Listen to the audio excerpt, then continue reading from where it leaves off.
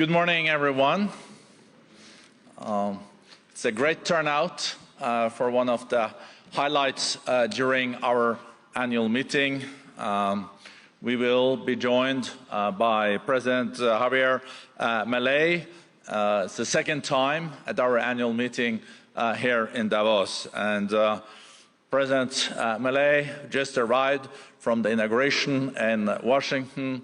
Also, Madame, his sister, is sitting here on the first row. They had a great experience in Washington, D.C.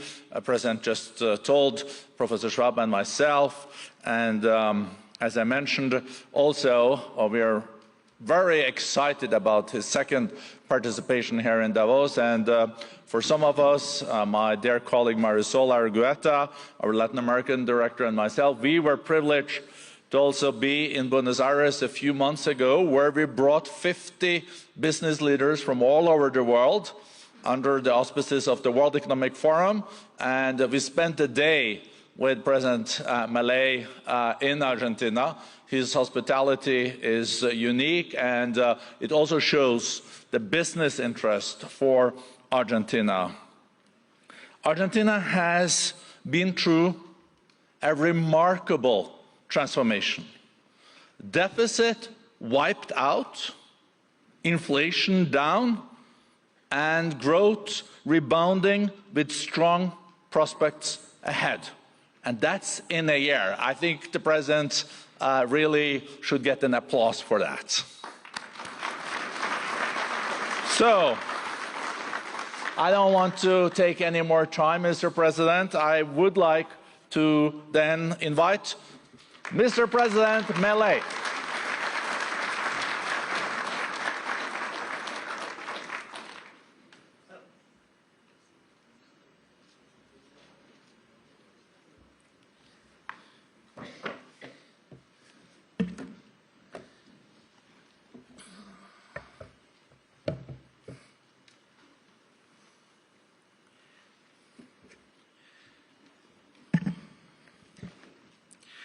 Buenos días a todos. ¿Cuánto ha cambiado en tan poco tiempo? Hace un año me paré aquí frente a ustedes en soledad y dije algunas verdades sobre el estado del mundo occidental que fueron recibidas con cierta sorpresa y estupor por buena parte del establishment político, económico y mediático de Occidente. Y debo reconocer que en algún sentido lo comprendo. Un presidente de un país que, producto del fracaso económico sistemático por más de 100 años, producto de haber tomado posturas pusilánimes en los grandes conflictos globales y producto de habernos cerrado al comercio, había perdido prácticamente toda relevancia internacional con el correr de los años. Un presidente de ese país se para en este estrado y le dice al mundo entero que están equivocados, que se dirigen al fracaso, que Occidente se ha desviado y que debe ser reencauzado.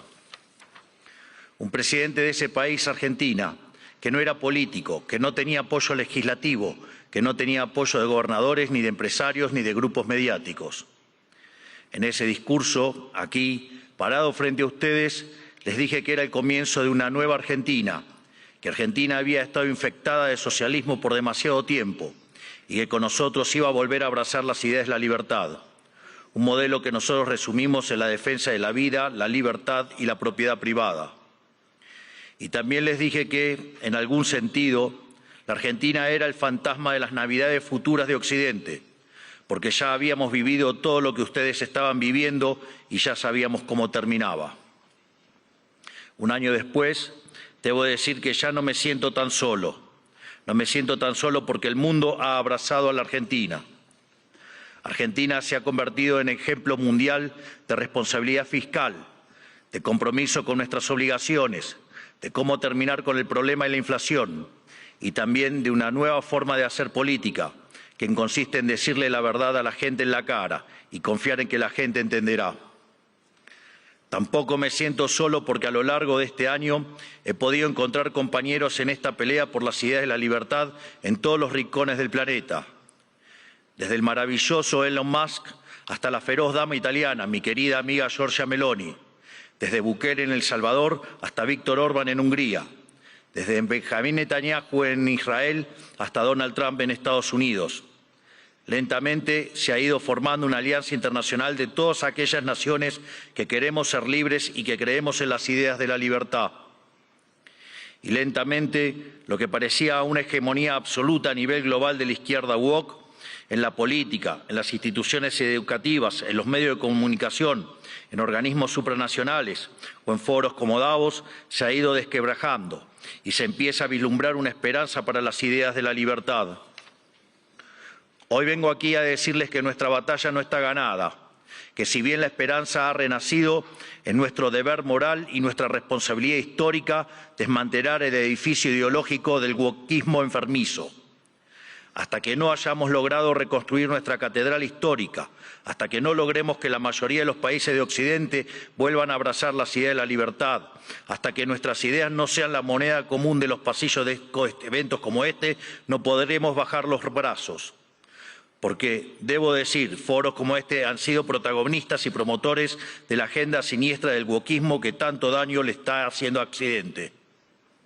Si queremos cambiar, si queremos verdaderamente defender los derechos de los ciudadanos, primero tenemos que empezar por decirles la verdad. Y la verdad es que hay algo profundamente equivocado en las ideas que se han estado promoviendo desde foros como este. Y me gustaría tomarme unos minutos desde este día para discutir algunas de ellas. Hoy, pocas personas niegan que soplan vientos de cambio en Occidente. Están quienes se resisten al cambio. Están quienes lo aceptan a regañadientes, pero lo aceptan al fin. Están los nuevos conversos, que parecen cuando lo ven como inevitable. Y por último, estamos quienes hemos luchado toda una vida por su advenimiento. Cada uno de ustedes sabrá en qué grupo se reconoce. Seguramente haya un poco de cada uno en este auditorio, pero todos reconocerán seguramente que el tiempo de cambio está tocando la puerta. Los momentos de cambio histórico tienen una particularidad. Son tiempos donde las fórmulas que estuvieron vigentes por décadas se agotan. Las maneras consideradas únicas de hacer las cosas dejan de tener sentido. Y lo que para muchos eran verdades incuestionables son finalmente puestas en duda. Son momentos donde las reglas se reescriben y por eso son tiempos que recompensan a quienes tienen el coraje para tomar riesgos. Pero buena parte del mundo libre aún prefiere el confort de lo conocido, aunque sea el camino equivocado, e insiste en aplicar las recetas del fracaso. Y el gran yunque que aparece como denominador común en los países e instituciones que están fracasando es el virus mental de la ideología woke. Esta es la gran epidemia de nuestra época que debe ser curada. Es el cáncer que hay que extirpar. Esta ideología ha colonizado las instituciones más importantes del mundo, desde los partidos y estados de los países libres de Occidente, hasta las organizaciones de gobernanza global, pasando por instituciones no gubernamentales, universidades y medios de comunicación, como también ha marcado el pulso de la conversación global durante las últimas décadas. Hasta que no saquemos esta ideología aberrante de nuestra cultura, nuestras instituciones y nuestras leyes, la civilización occidental e incluso la especie humana no logrará retornar la senda del progreso que demanda nuestro espíritu pionero. Es indispensable romper estas cadenas ideológicas si queremos dar un paso a una nueva era dorada. Por eso, hoy quiero dedicarle unos minutos a destruir esas cadenas. Pero primero, hablemos de aquello por lo que estamos luchando.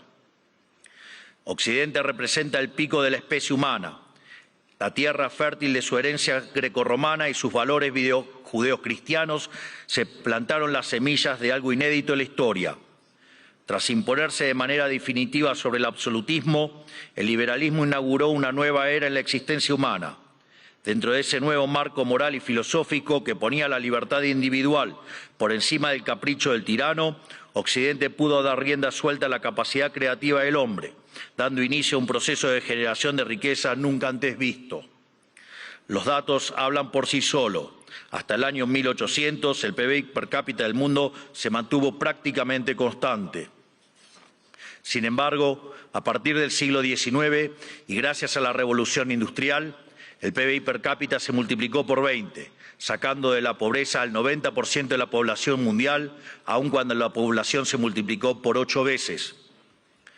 Esto solo fue posible gracias a una convergencia de valores fundamentales: el respeto a la vida, la libertad y la propiedad, que hicieron posible el libre comercio, la libertad de expresión, la libertad religiosa y el resto de los pilares de la civilización occidental.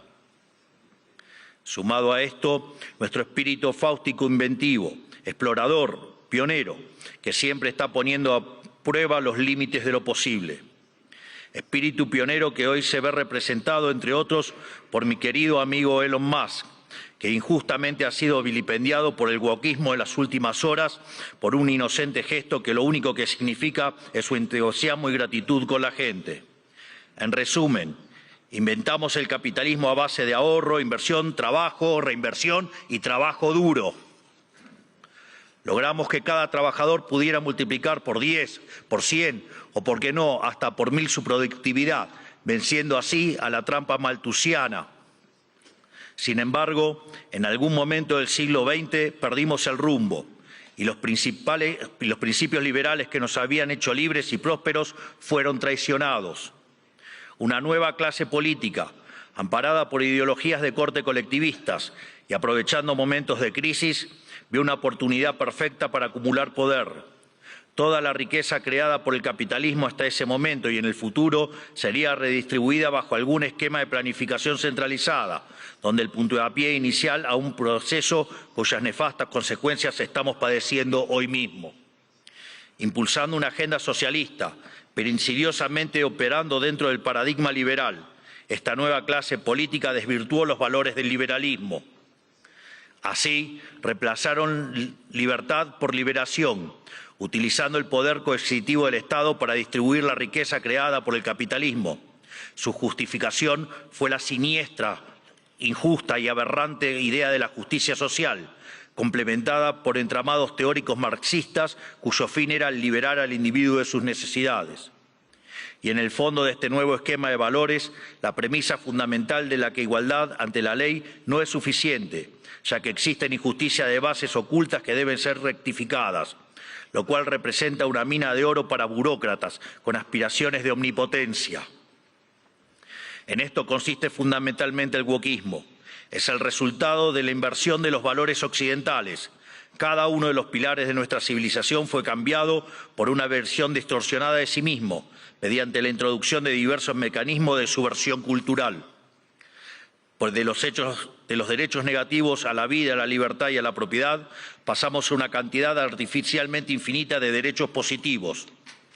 Primero fue la educación, luego la vivienda y a partir de allí cosas irrisorias como el acceso a Internet, la televisación del fútbol, el teatro, los tratamientos estéticos y un sinfín más de deseos que se transformaron en derechos humanos fundamentales, derechos que por supuesto alguien tiene que pagar y que solo pueden ser garantizados mediante la expansión infinita del aberrante Estado. En otras palabras, del concepto de libertad como protección fundamental del individuo frente a la intervención del tirano, pasamos al concepto de liberación mediante la intervención del Estado. Sobre esta base fue construido el wokismo, un régimen de pensamiento único, sostenido por distintas instituciones, cuyo propósito es penalizar el disenso. Feminismo, diversidad, inclusión, equidad, inmigración, aborto, ecologismo, ideología de género, entre otros, son cabezas de una misma criatura cuyo fin es justificar el avance del Estado mediante la apropiación y distorsión de causas nobles. Veamos algunas. El feminismo radical es una distorsión del concepto de igualdad y aún en su versión más benévola es redundante, ya que la igualdad ante la ley ya existe en Occidente.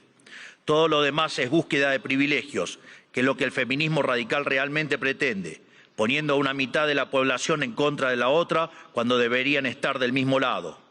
Llegamos incluso al punto de normalizar que en muchos países supuestamente civilizados, si uno mata a la mujer se llama femicidio, y eso conlleva una pena más grave que si uno mata a un hombre solo por el sexo de la víctima, legalizando de hecho que la vida de una mujer vale más que la de un hombre, enarbolando la bandera de la brecha salarial de género, pero cuando uno mira los datos es evidente que no hay desigualdad para una misma tarea, sino que la mayoría de los hombres tienden a profesiones mejor pagas que la mayoría de las mujeres.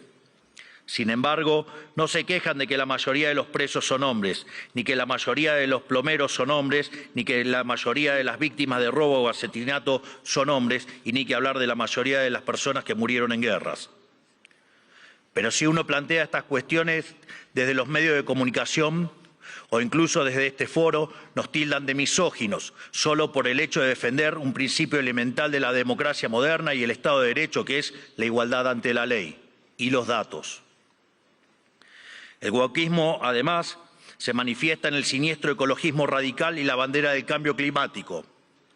Conservar nuestro planeta para las futuras generaciones es cuestión de sentido común. Nadie quiere vivir en un basurero, pero nuevamente el wokismo se la arregló para pervertir esa idea elemental. Del preservar el medio ambiente para el disfrute de los seres humanos, pasamos a un ambientalismo fanático donde los seres humanos somos un cáncer que debe ser eliminado y el desarrollo económico poco menos que un crimen contra la naturaleza. Sin embargo, cuando uno argumenta que la Tierra ha tenido ya 5 ciclos de cambios bruscos de temperatura y que en 4 de ellos el hombre ni existía, nos tildan de terraplanistas para desacreditar nuestras ideas, sin importar que la ciencia y los datos estén de nuestro lado. No es casualidad que estos mismos sean los principales promotores de la agenda sanguinaria y asesina del aborto, una agenda diseñada a partir de las premisas malthusianas de que la superpoblación va a destruir a la Tierra y, por lo tanto, debemos implementar algún mecanismo de control poblacional. De hecho, esto ha sido ya llevado tan al extremo que hoy en el planeta se está empezando a convertir en un problema la tasa de crecimiento de la población. Vaya tarea que se mandaron con estas aberraciones del aborto. Desde estos foros se promueve la agenda LGBT, queriendo imponernos que las mujeres son hombres y los hombres son mujeres solo si así se autoperciben. Y nada dicen de cuando un hombre se disfraza de mujer y mata a su rival en un ring de boxeo, o cuando un preso alega ser mujer y termina violando a cuanta mujer se le cruce por delante en la prisión. Sin ir más lejos, hace pocas semanas fue noticia en todo el mundo el caso de 2 americanos homosexuales que enarbolando la bandera de la diversidad sexual y fueron condenados a 100 años de prisión por abusar y filmar a sus hijos adoptivos durante más de 2 años. Quiero ser claro que cuando digo abusos no es un eufemismo, porque en sus versiones más extremas la ideología de género constituye lisa y llanamente abuso infantil. Son pedófilos. Por lo tanto, quiero saber quién avala esos comportamientos. Están dañando irreversiblemente a niños sanos mediante tratamientos hormonales y mutilaciones, como si un menor de 5 años pudiera prestar su consentimiento a semejante cosa. Y si ocurriera que su familia no está de acuerdo, siempre habrá agentes del Estado dispuestos a interceder en favor de lo que ellos llaman el interés del menor. Créanme que los escandalosos experimentos que hoy se realizan en nombre de esta ideología criminal serán condenados y comparados con aquellos ocurridos durante las épocas más oscuras de nuestra historia. Y cubriendo esta multitud de prácticas abyectas está el eterno victimismo, siempre dispuesto a disparar acusaciones de homofobia, transfobia y otros inventos cuyo único propósito es intentar callar a quienes denuncian este escándalo de que las autoridades nacionales e internacionales son cómplices.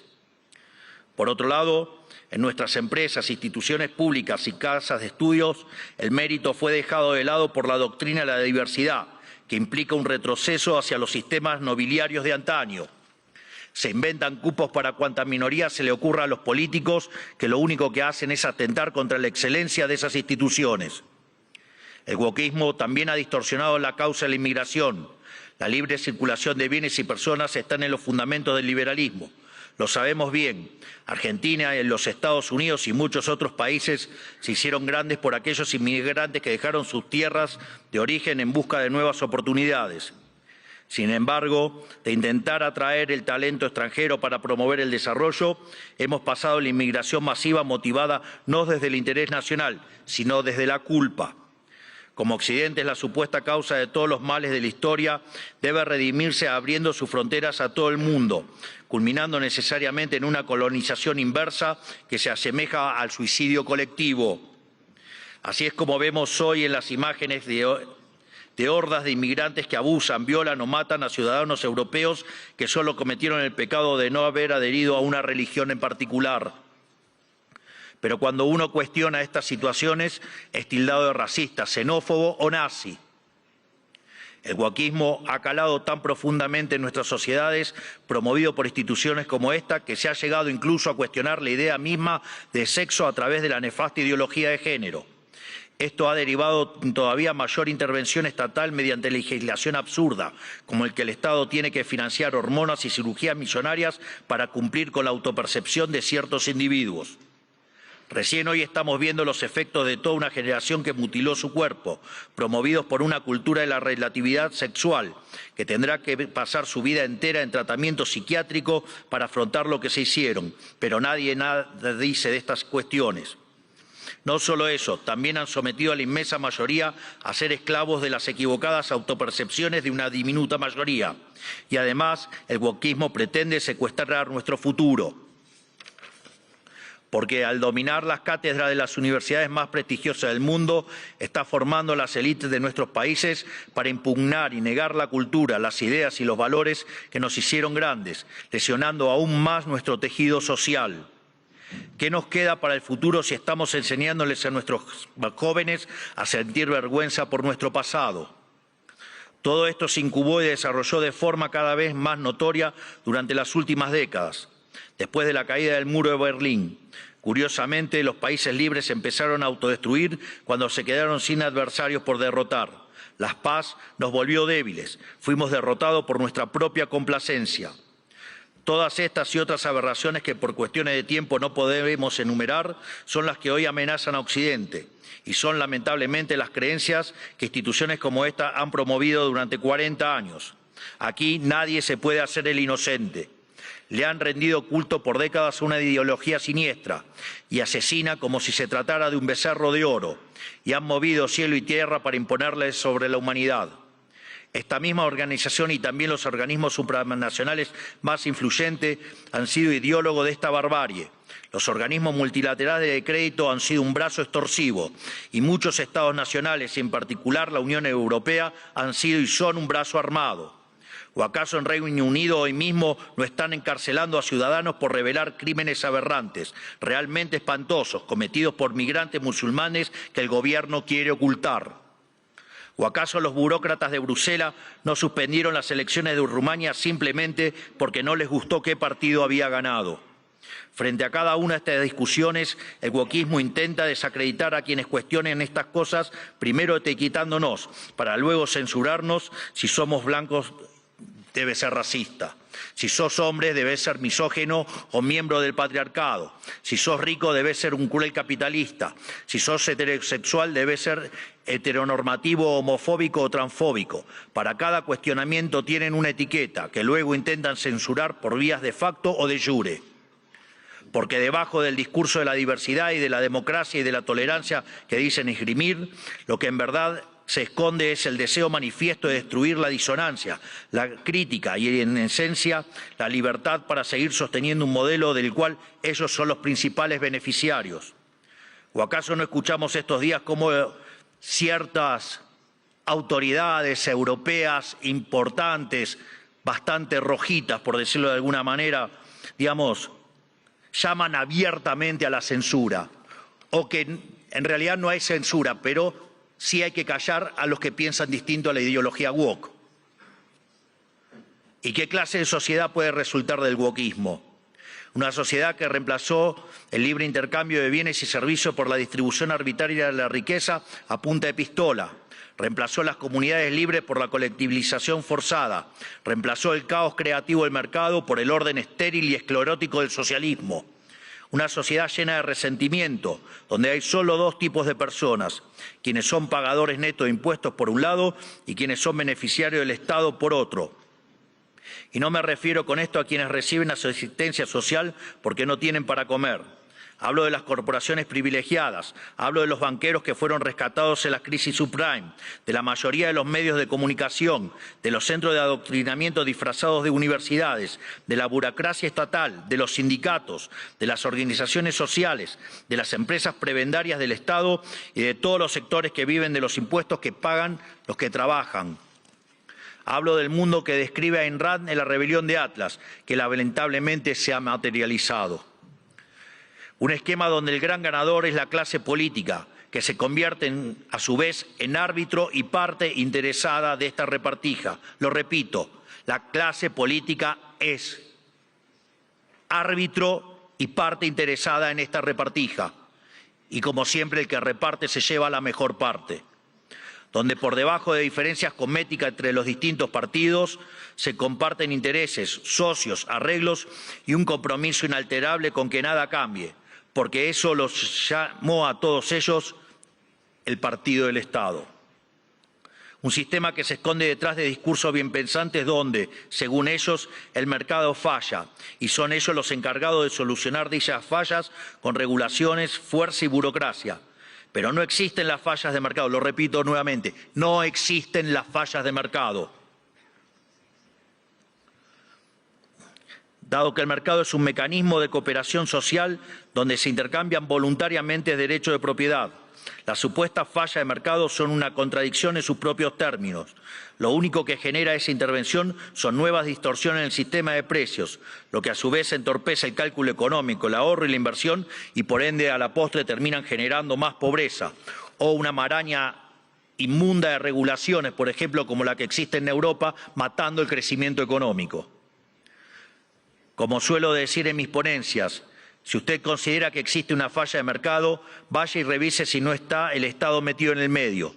Y si encuentra que no, haga de nuevo el análisis porque está mal.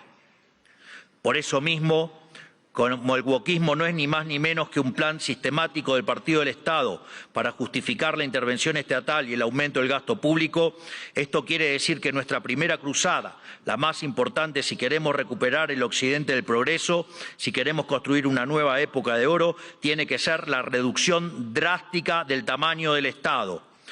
No solo en cada uno de nuestros países, sino también la reducción drástica de todos los organismos supranacionales.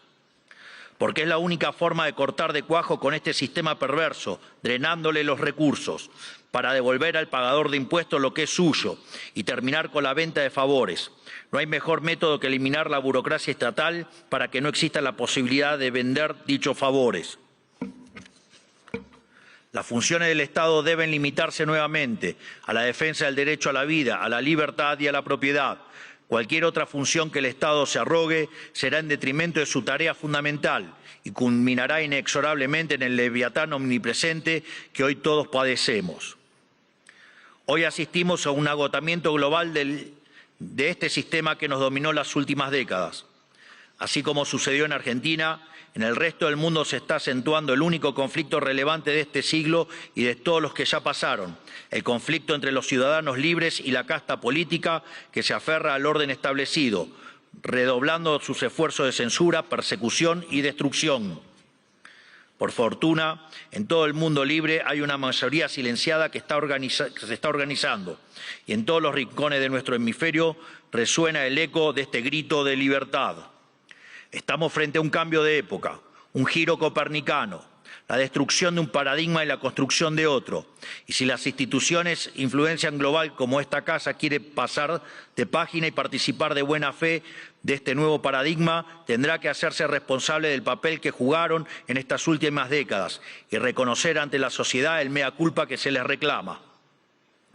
Para cerrar, quiero hablarle directamente a los líderes del mundo, a todos aquellos que conducen tantos estados nacionales como grandes grupos económicos y organismos internacionales, tanto los aquí presentes como los que no están escuchando desde sus casas. Las fórmulas políticas de las últimas décadas que he expuesto en este discurso han fracasado y están colapsando sobre sí mismas. Eso quiere decir que pensar como piensan todos, leer lo que leen todos, decir lo que dicen todos, solo puede conducir al error, aunque aún haya muchos que persistan en caminar hacia el precipicio. El guión de los últimos 40 años se ha agotado y cuando un sistema se agota, la historia se abre. Por eso, a todos los líderes globales les digo, es momento de salir de ese guión, es momento de ser audaces, es momento de animarse a pensar y de animarse a escribir versos propios, porque cuando las ideas y los textos del presente dicen todo lo mismo y dicen cosas equivocadas, ser valiente consiste justamente en ser extemporáneo, consiste en volver hacia atrás, en no dejarse encandilar por los pasajeros perdiendo de vista lo universal. Consiste en recuperar verdades que para nuestros antecedentes eran obvias y que están en la base del éxito civilizatorio que ha sido Occidente, pero que el régimen del pensamiento único de las últimas décadas persiguió como si fueran herejías. Como dijo alguna vez Churchill, cuanto más para atrás miremos, más lejos podremos ver hacia adelante. Es decir, tenemos que reencontrarnos con verdades olvidadas de nuestro pasado para desatar el nudo del presente y dar el próximo paso adelante como civilización hacia el futuro. ¿Y qué veo cuando miro para atrás? Que tenemos que abrazar una vez más las últimas tesis comprobadas de éxito económico y social, es decir, el modelo de la libertad, volver a abrazar las ideas de la libertad, volver al liberalismo. Eso es lo que estamos haciendo en Argentina. Eso es lo que confío que el presidente Trump hará en esta nueva Norteamérica.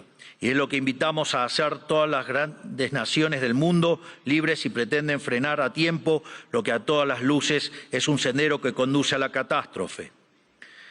En definitiva, lo que les estoy proponiendo es que hagamos a Occidente grande nuevamente.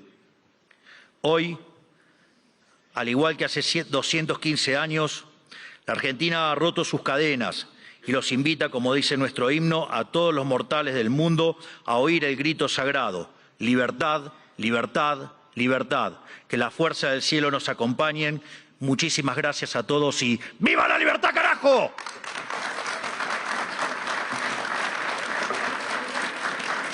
Muchas gracias, presidente. Como usted sabe, presidente, y como todos saben, esta es una plataforma abierta, libre, y agradecemos mucho sus conceptos y su presentación. Gracias, presidente.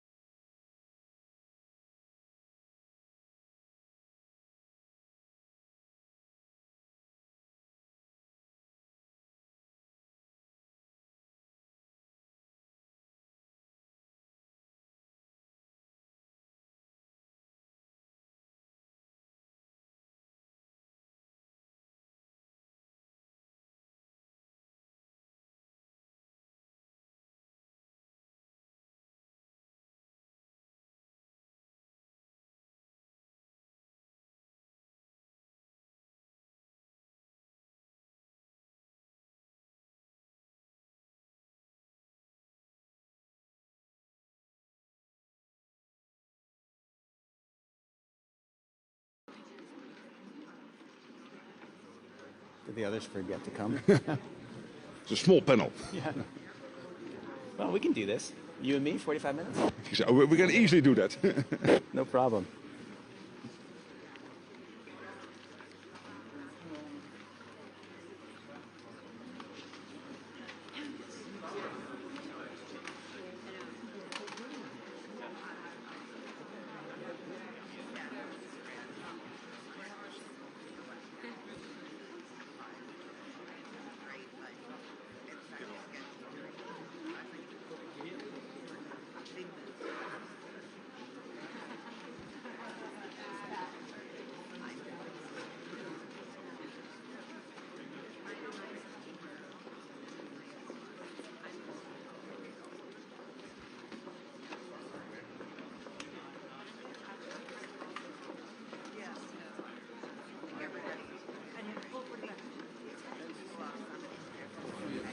All right, let's go.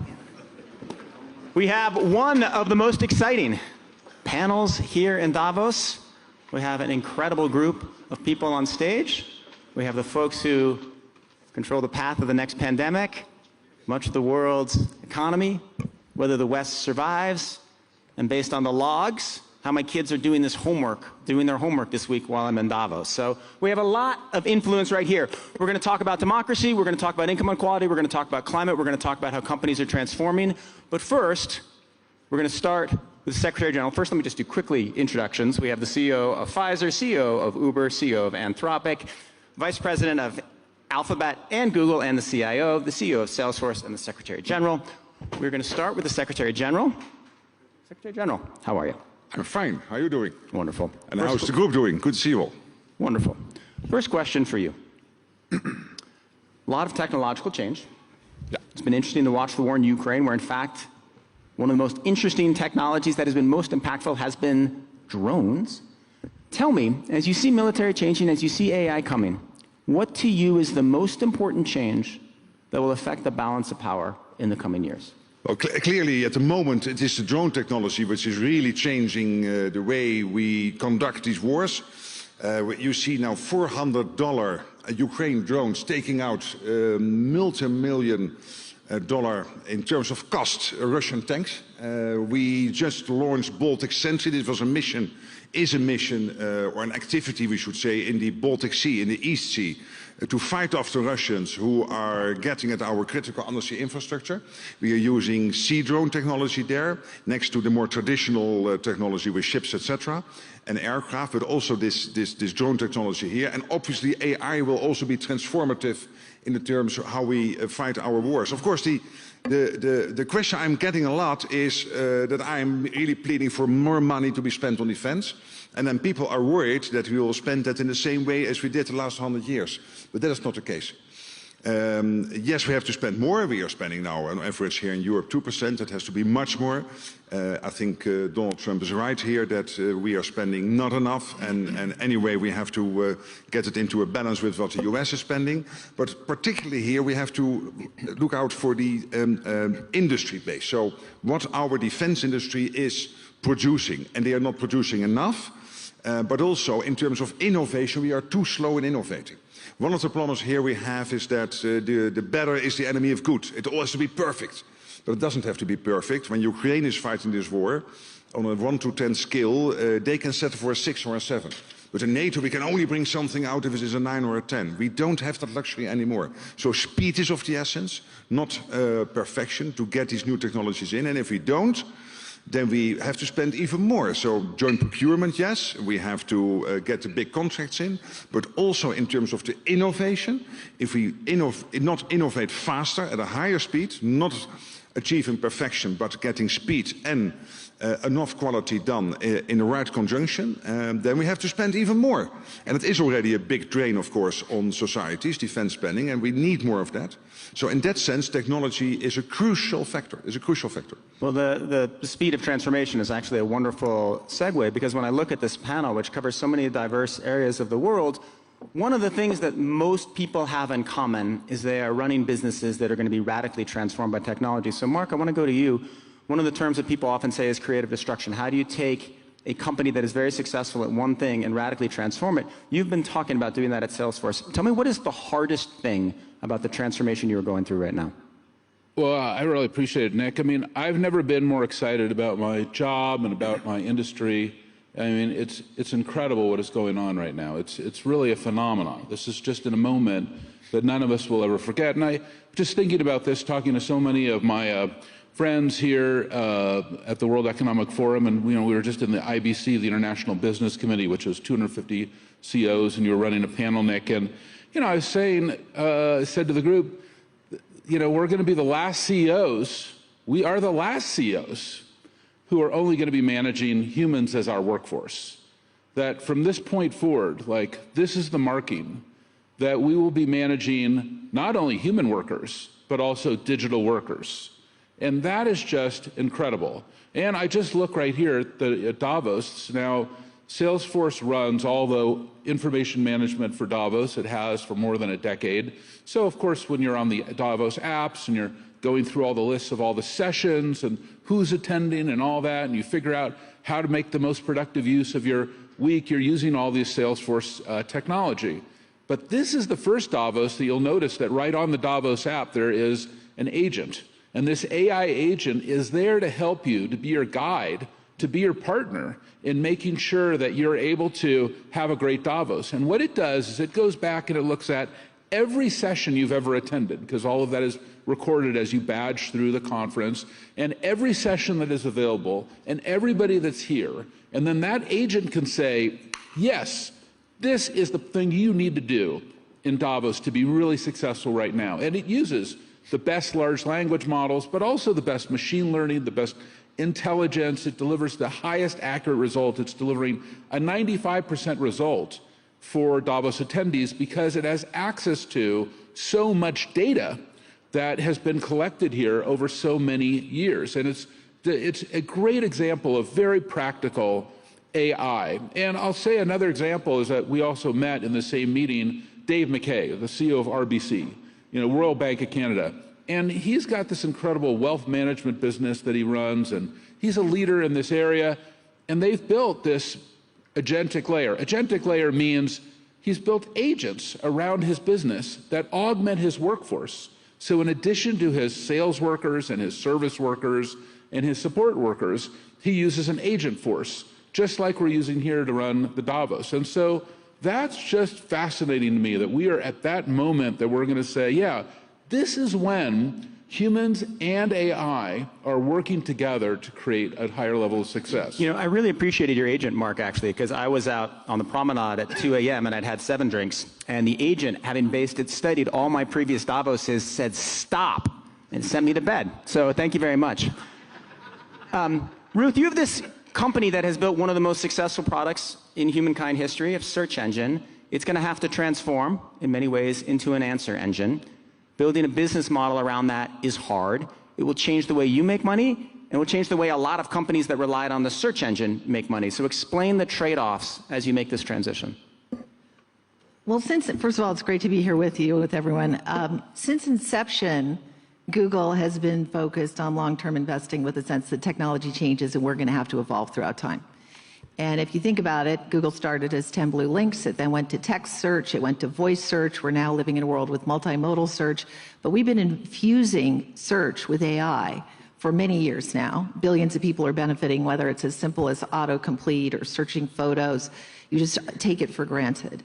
And multimodal search is exciting. What you can do with this product we call Lens, for those of you who haven't used it, you take your phone with the camera, you can take a photo of anything and search through that, find any information, product, availability, price, anything in nature, you name it. 20 billion searches a month through Lens. So this has been a constant evolution, and where we are now, leveraging Gemini, is looking at AI overviews, which you can think of as a sort of an umbrella, your cockpit, that then helps guide you and takes you to different places. And what we're seeing is more complex queries, longer queries that go into greater depth.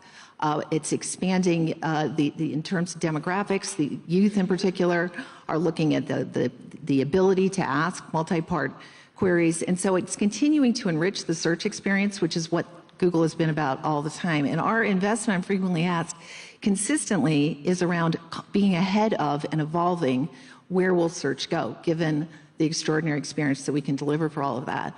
And this didn't start now, this evolution. We started Google Brain, our first AI entity, many, many years ago. We acquired DeepMind back in 2014 with a view that at some point we would be at this moment where we're all experiencing and living it, and it feels like a vertical lift.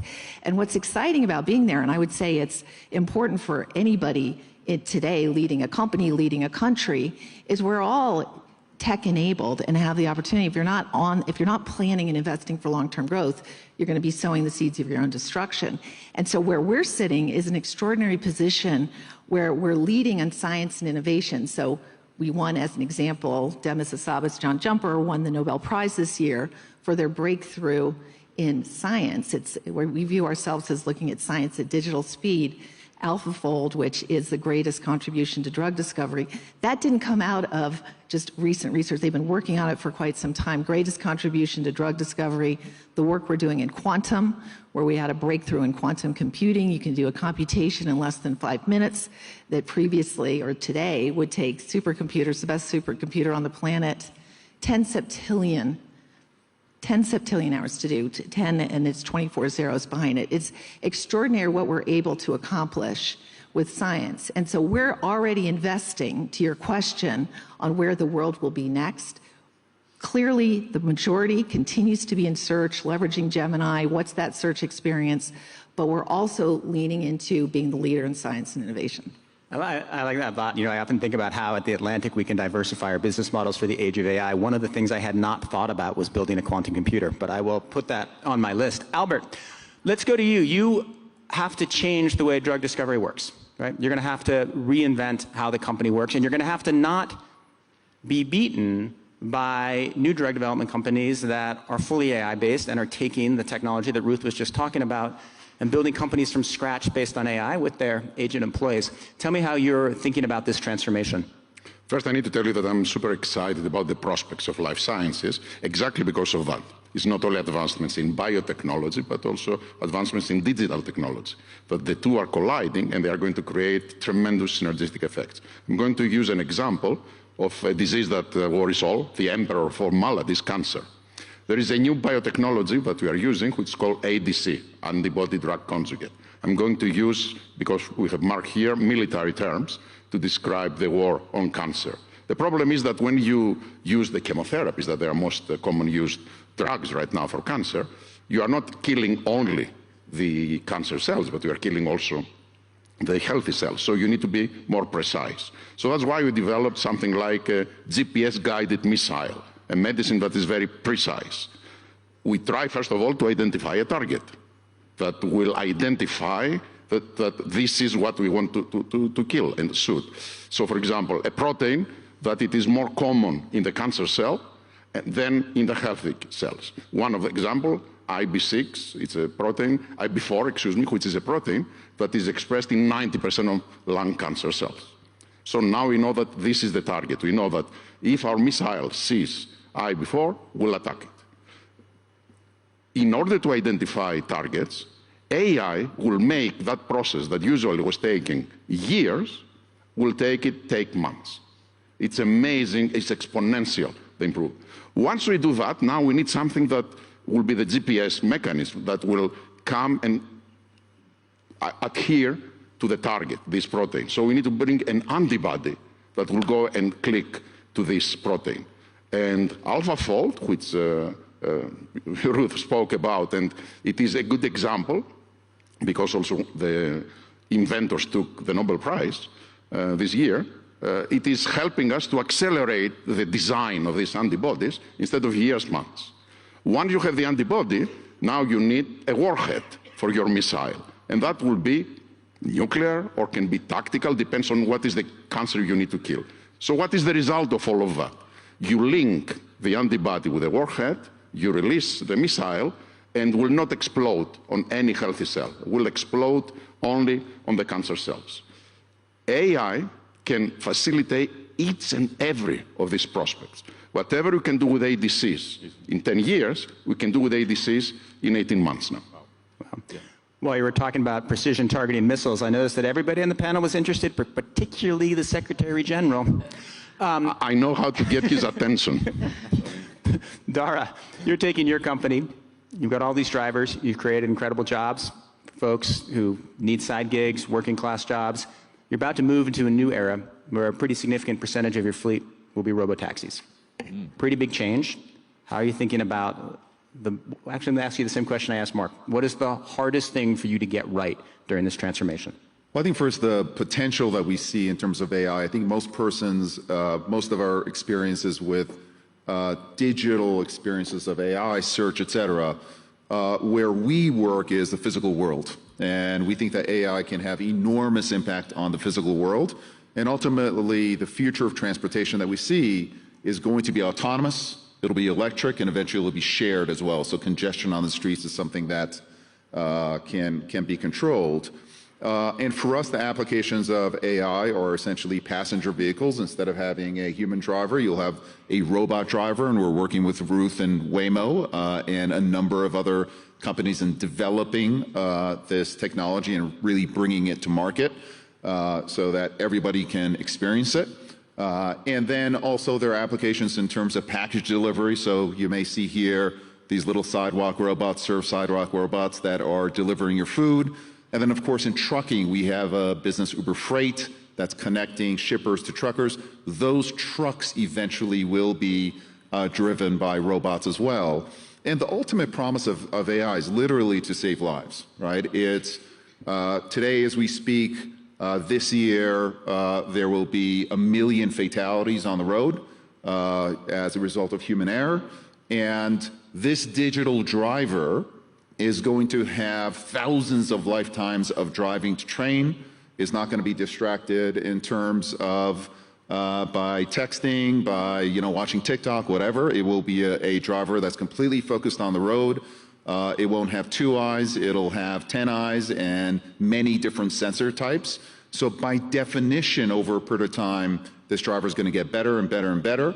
And it will start to be more of a reality in our network. Our view is we're working with a number of partners, NVIDIA, Alphabet, Wabi, et cetera, to bring this technology to markets in a safe and responsible way.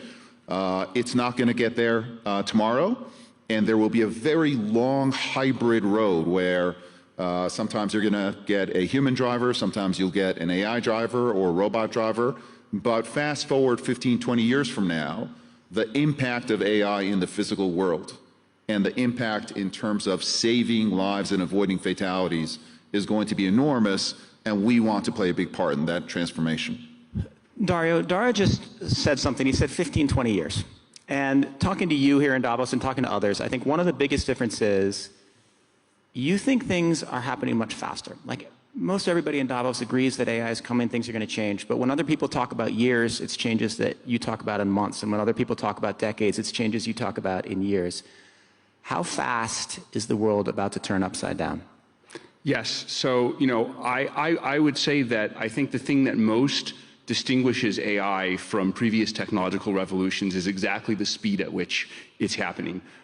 So I've been in the field for 10 years. I've been watching that curve for 10 years. And me and my co-founders at Anthropic were among the first to document what we call the scaling laws, which is the observation that as you pour more compute into these models with small changes in the algorithms according to which they're developed, they improve very fast on cognitive abilities. And so, exponentials kind of start slow and very quickly pick up speed. And I think we're actually, I've become probably in the last 3 to 6 months more confident that we really are heading towards AI systems that are better than almost all humans at almost all tasks. My guess, and I'm still not certain of it, but I think with some of the things we've seen with models starting to be as good as PhD students in areas like math and programming and biology, it is my guess that by 2026 or 2027, we will have AI systems that are broadly better than almost all humans at almost all things. I see a lot of positive potential, that's an understatement, for how this kind of AI can be applied. you've heard about a lot of these areas, right? From military applications to, in the workplace, to self-driving cars, to applications in biology and health, which are very near and dear to my heart because I used to be a biologist, and I think that's maybe one of the opportunities to offer the most improvements in human welfare. In line with the thoughts on longer timelines for self-driving cars, I think what is going to hold us back most in positive applications is the physical world and limitations on human institutions. So I wrote an essay about this transition, about powerful AI. If this really does happen, what will we be limited by? And so the term I used in this essay was marginal returns to intelligence. Economists talk about the marginal returns to capital, to labor, to land. A way we're not used to thinking about things is, what if we have millions of copies, I called it a country of geniuses in a data center, of agents that are better than humans at everything?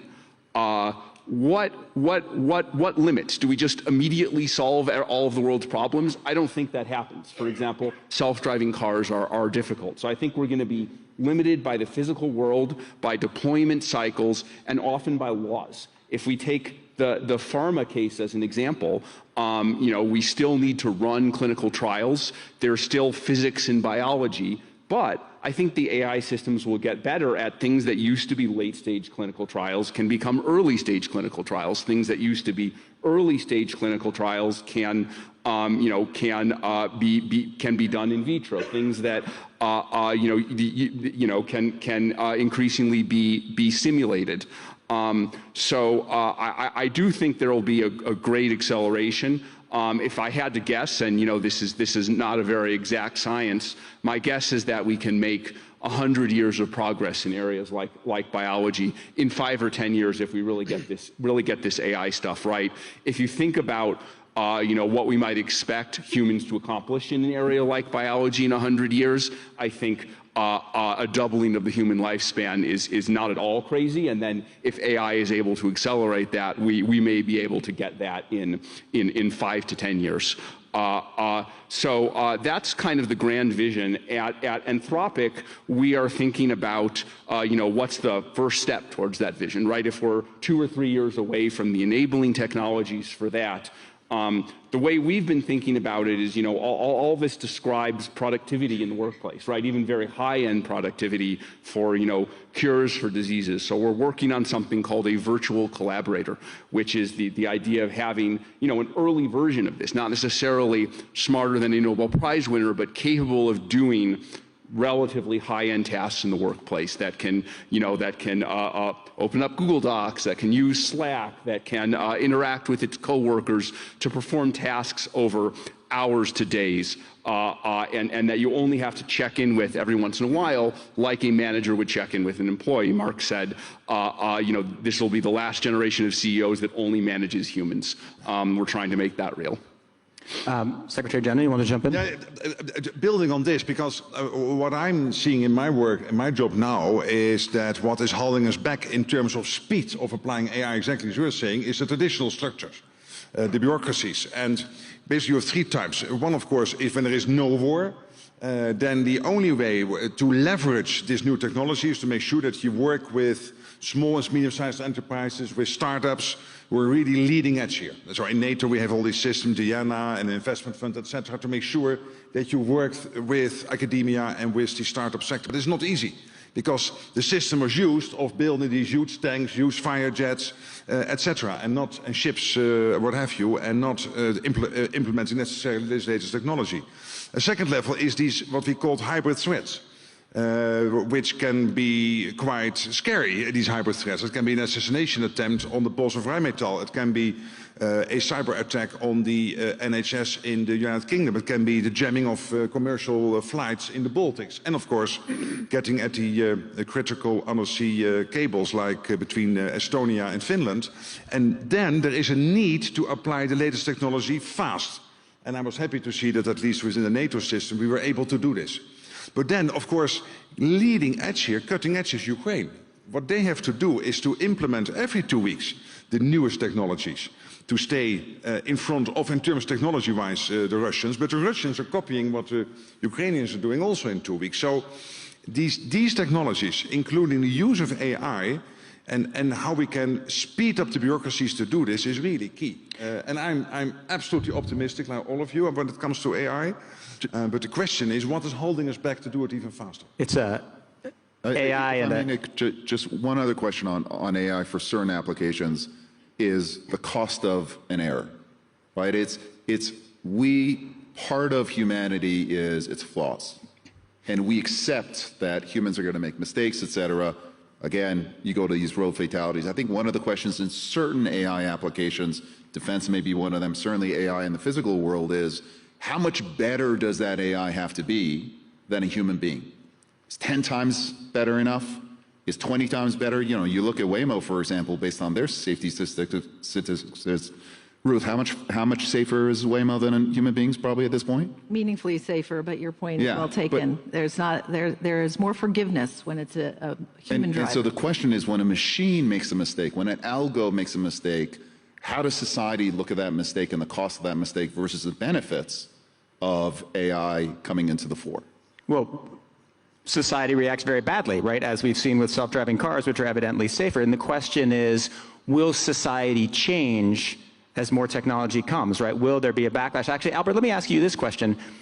So what Dara is talking about is building much safer technology and facing a backlash. You built a product that was like the best product the world ever had and probably saved the lives of a bunch of people in this room, and there was a massive backlash. Is there anything you learned from that that will be helpful to people who are bringing in new technologies in the next years that will be useful? I'm sure you're referring to the vaccine, but it was not massive backlash. It was significant. It was maybe 10, 20% of the people. I can tell you at the same time, we received a lot of love from 80% of the people that felt that their mother or father is alive because of us. So let's put things into perspective. The fact that some of the voices are magnified through social media doesn't mean that they are the prevalent voice. But the example that you use is a good one, because AI also will face the same problems, and probably AI machines will create the problems to AI. They are the ones that they will spread the disinformation about it. And why? Because it's a very powerful tool.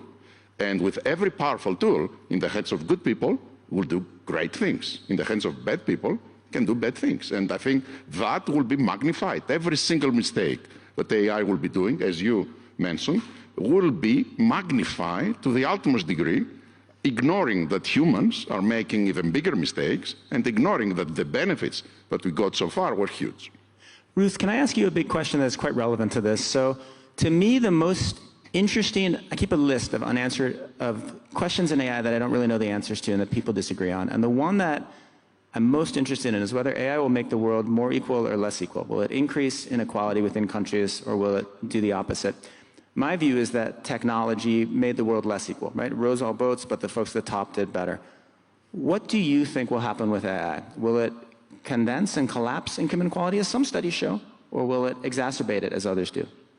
Yeah, it's an absolutely critical question and one we're extremely focused on. I think there's a tremendous amount of upside to capture, which will address this productively, but there are execution risks that we all need to be focused on. So what we get really excited about is it's in health, it's in education, it's the economic upside. We've talked about health already to an extent, but just to expand a bit, with AlphaFold, as I said, what the team did, what Demis and the team did, is predict the protein structure for all 200 million proteins on the planet, which is the building blocks for human life, and that's why it accelerates drug discovery. They then open sourced it. And so we now have 2.5 million scientists around the world, 190 countries, unleashed to use this extraordinary breakthrough for drug discovery. And so the ability to address disease, all forms of diseases, and do it at, as I said, at digital speed is absolutely extraordinary. And what does that do to address illnesses everywhere on the globe? The other, very much more direct to your question, is early diagnosis of disease. Early diagnosis is one of the most important elements in survival. And for me, this is personal. I've had cancer twice, and I know I was one of the very fortunate ones who went to one of the best hospitals on the planet, Memorial Sloan Kettering, and I had early diagnosis. Not everyone does. 40% of people in the United States will be diagnosed with cancer in their lifetime. Globally, there are other diseases that are actually killing people before cancer does, which goes back to my first point. Early diagnosis is key. Google years ago developed with AI the ability for early diagnosis of metastatic cancer. Started with breast, went to lung. I spoke to my oncologist about it, and he said the only way to democratize healthcare is with AI, because it means anyone, anywhere, will be able to have the same high-quality early detection that I had. And what we're already using today through Google AI, the research that we've done, is early diagnosis for tuberculosis. 30 to 40% of cases of TB go undiagnosed because they're in the global south or in poor communities across the United States. That is already happening today. That is not a tomorrow opportunity. Diabetic retinopathy, losing your eyesight as a result of diabetes. So this very much is an opportunity to address inequity. Education, super exciting. In Africa, the average age is 19. Spoke to one minister who said, by definition, half of our population is under 19. We don't have enough teachers. And if you can't educate your kids, you can't address that opportunity gap. You know, I grew up, my parents always said, education is your passport to freedom. We firmly believe that. And what we can do, and what the minister pointed out, is AI is operating leverage for the teachers, and it also enables students to get taught through AI, which is extraordinary. The problem, the execution challenge, so I talked about cancer. Well, cancer early diagnosis is one part of a broader ecosystem. In some places, this may be an equalizer. In the United States, it'll be an equalizer if you have a doctor who otherwise couldn't deliver, because you can then go somewhere else for chemo and radiation. But that is not true everywhere in the world. So you need the full ecosystem to develop. The other really important point, probably the most critical, is that a third of the planet is still not connected, is still not online. So they don't have access to the magic that we're talking about here today. And then you go to the economic upside. The economic upside is profound. The estimates are wide, they're in the trillions. But again, if you go under the cover, the execution issues are what we're really focused on.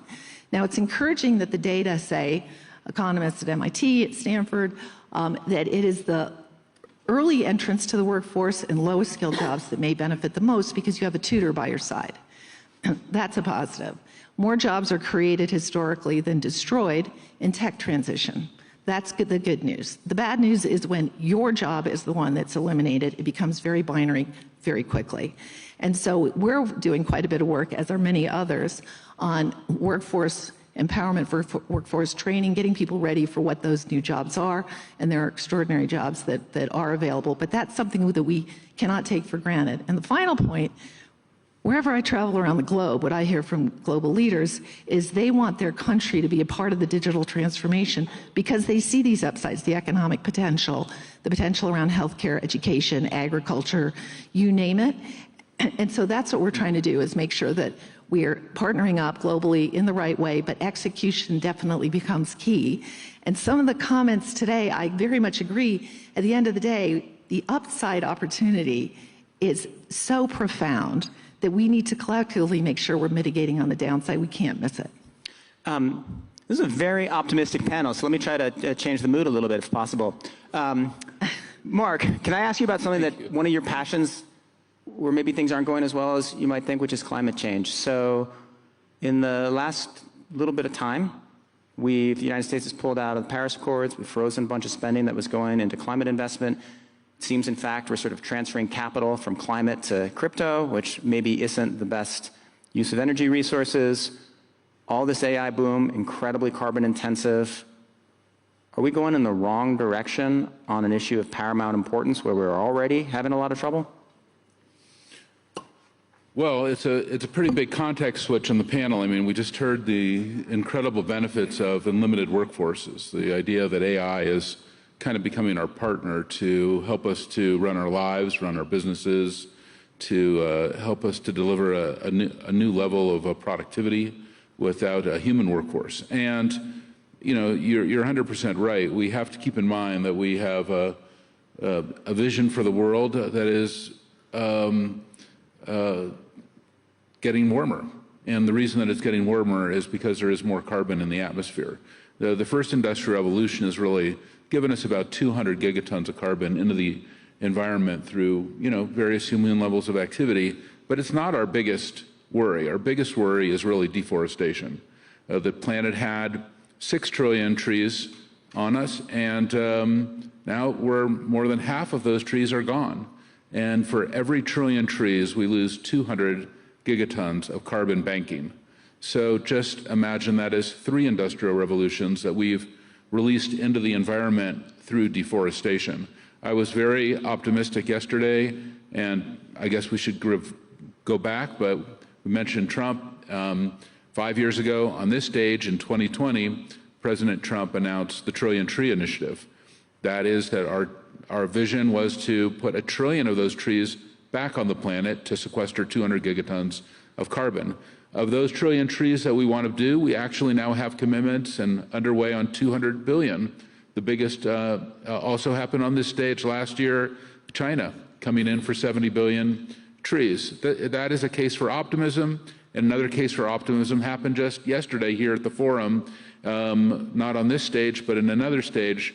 The president of the Congo announced the world's largest forest reserve as part of the trillion trees. I think there's nothing more important than reforesting our planet if we want to make our world cooler and to counter what we've done in industrialization. And number 2 is we can also see that the oceans are getting warmer. We've just had 2 back-to-back El Nino years, and I've heard now several reports talking to folks here from around the world that we see coral bleaching happening in areas where we have not, even just in the last 6 months. So whether it's coral bleaching, overfishing, whether it's creating more marine protected areas, getting to our vision of protecting 30% of the oceans by 2030, and getting the plastics out of the ocean. We're on the verge of the UN High Seas Treaty. This is probably one of the most fundamental things the United Nations can do this year. And the second is the UN Plastics Treaty. We have to get the plastics out of the ocean. So we can all think about this as a case for optimism in the environment, and AI is an accelerator on all of these ideas. So net, do you think that AI, its ability to help us, model plastic flows in the ocean, for example, and figure out how to extract it more efficiently and maybe build carbon capture systems, net, AI will be positive for climate, even though it has huge energy costs? Net, I would say that the most optimistic thing that I've seen in getting the ocean plastic out of the ocean is, number 1, making sure it doesn't get in the ocean. So robotics has advanced with AI, and we see entrepreneurs like Mark's colleague from the Netherlands, Boyan Slat, who has developed robots that sit in rivers in critical areas in Asia or in South America that prevent this plastic from getting in the ocean in the beginning. That just wasn't possible 10 years ago. Now we see, the ability to extract millions, hundreds of millions, billions of tons of plastic that's already in the ocean, but we have to also keep it from going there. We also announced a plastic initiative here at the World Economic Forum. How do we get to bioplastics? This idea that the plastic that's in the ocean is kind of the nuclear waste of our age. It's going to be there for a long time. We already see the infusion of that plastic into plankton. We now know the fish are eating the plankton, ingesting the plastic, and we know where that goes in our food chain right into our bodies. And I don't think any of us want what's happening, and I don't want to go into the details because it just, turns into, it'll take away the case for optimism on human health. But we want to have a healthier food chain, and getting plastic out of our food chain is so important. Well, since in Davos I only eat green room granola bars, haven't had any plastic, but I do think this is an extremely important cause. Dario, let me go back to your essay, which you mentioned earlier, Machines of Love and Grace. One of the most interesting parts, and I think something that ties into what Ruth was just talking about, something that has come up on stage, is the prospect for sort of stable democracy where people trust the government. And it's an extremely optimistic essay, but what's so interesting is there's a point where you're not as optimistic, and you say you're not sure whether AI is more enabling for democracy or more enabling for authoritarianism. So explain what you mean and explain what you think, and then we'll have the others comment on that, because that's pretty important. Yes. So, I think here we've mostly talked about all the positive applications, and I'm very excited about them. I tend to be optimistic about places where markets work well, about human scientific advancement leading us forward, and AI scientific advancement augmenting them. I think places where I'm less optimistic are you know, around the political system. You know, if we look at the last 100, 200 years of history, there has been sort of a trend towards, you know, democracy being more ascendant, democracy being more dominant, but it's been an extremely noisy trend, right? You know, if the moral arc of history is long, this is perhaps the longest part of it. And so this is one of my deepest worries. If we go back to the country of geniuses in a data center, which I think, you know, we will likely have in 2 to 3 years, imagine what that country of geniuses in a data center could do in the hands of an autocracy. We take 10 million, you know, virtual minds that are smarter than any Nobel Prize winner, and let's say put them in the hands of China. What could they do in terms of a surveillance state? The power of dictatorships has traditionally been constrained by the need to have humans who carry out the will of the dictator. That has limited how terrible the dictatorship can be. There is a chilling possibility that AI could remove some of those limits and make possible something like a 1984 or darker. On the international stage, you know, is it possible that AI could drive these very powerful drone fleets, or this, you know, all-seeing ability in terms of intelligence analysis that, you know, that could give autocracies an advantage against us. And so, you know, I think this is one of the most important issues for us to attend to, because I think, unlike the positive benefits, which take work, but the wind is at our back, this is very serious, and I'm not sure it's going to go right. Very quickly, because a couple people want to jump in. Is the fear that AI in the hands of a dictatorship is more useful and powerful and entrenches them more than AI in the hands of democracy, or that there is something about the nature of the technology that creates instability that then leads to likely dictatorship? I think both. I'm worried, I think, both about kind of the international side of things, like, will autocracies get ahead of us? Will they be able to do this better than us? And I worry about internal constitution as well. So, you know, one worry I have is AI stabilizing to autocracies and destabilizing to democracies. I think we can fight that. Some of the ideas I've had, and, you know, probably over the coming year, we as an individual company will work to try and promote these, is, can AI improve the quality of democratic governance? One area is public services. You know, many public services are not delivered in a technologically sophisticated way. Can we use AI to reinvent democracy, to inspire citizens that, you know, their government is doing things, I guess, efficiently, to use a modern language, but you know, is also delivering robust services and making their lives better?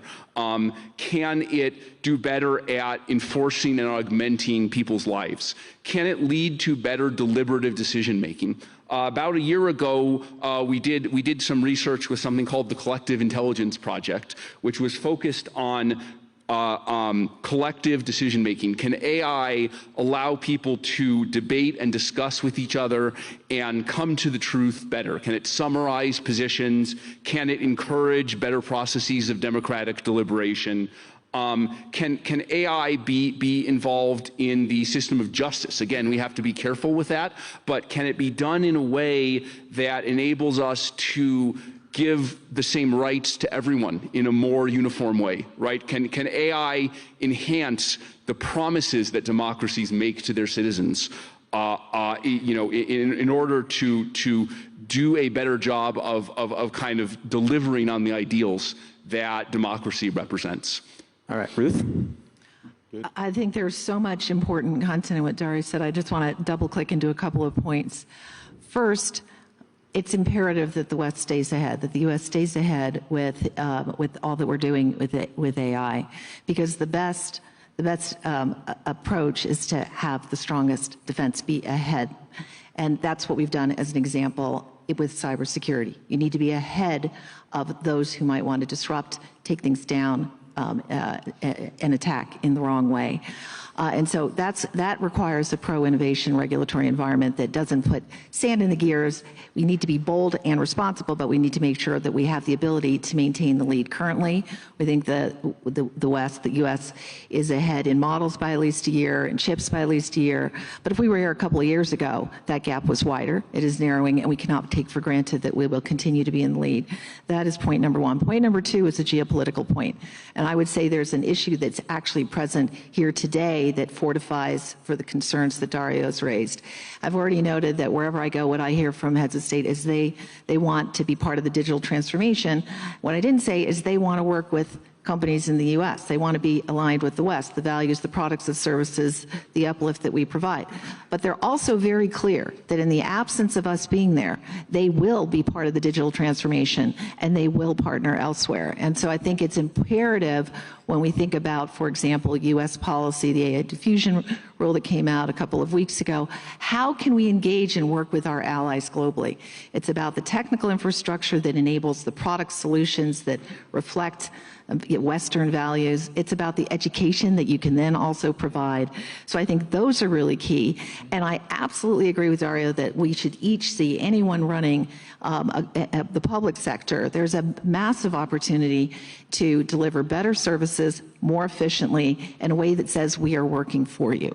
And the number of examples in provisioning service, doing it around the globe where you can respond in a more timely way to needs, whether it's payments, whether it's information that says we are working for you and we are doing it efficiently. And one of my favorite stats that has actually a bunch of lessons that come out of it is Google 20 years ago started on this journey of Google Translate. We now translate in 260 languages. We added 110 languages in the last 6 months alone as a result of AI. The point is, wherever we are, even, for example, in the state of Minnesota in the United States, when they said we want to be more productive, they asked us to deliver these services and solutions initially in 4 languages. They then added 26 more languages. We are there to serve. The other point is it's a vertical lift. So it underscores this 260 languages, 110 in the last 6 months. Anybody who's on the front foot of leading a company or a country, you need to move fast because that's what AI is doing. And if we're not, the other guys are. All right, we're out of time, but Mark, I want you to give one final thought to wrap up how we're going to save Western democracy here.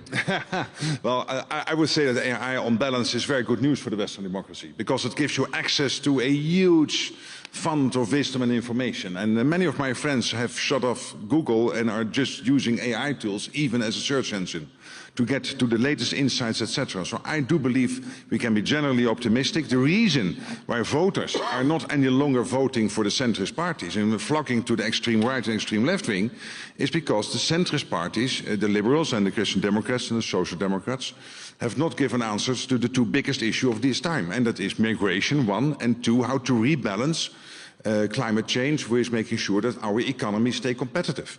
And if we don't do that, and the centrist parties are not allowing for answers to these questions, then it is not the voters turning in the wrong way, it is the centrist parties delivering a bad deal. And this has nothing to do with AI, this is just basic politics. You have to deal with the issues the voters want you to deal with. All right, thank you very much. Fabulous panel, fabulous discussion, lots of big topics. Thank you all, and now let's go have lunch. Thank you. Thank you so much.